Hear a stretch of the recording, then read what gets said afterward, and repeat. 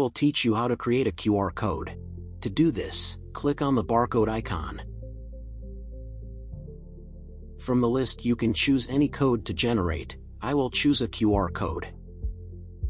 The left side is responsible for entering the necessary data. It can be any arbitrary information.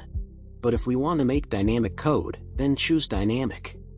In this window you can add all the necessary fields. From the last example, I have saved the data from the CSV file. We can also add the date and time, a link to the site, and just any necessary information. I will add another counter that will increase when printing and change the QR code. We will also add the text and look at the result that we got.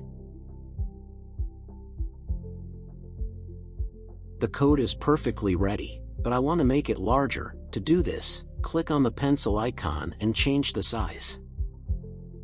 Changing the size using scale. Great, the code is ready to print. You can pause the video and scan the code with your smartphone to make sure it works. Thanks for your attention.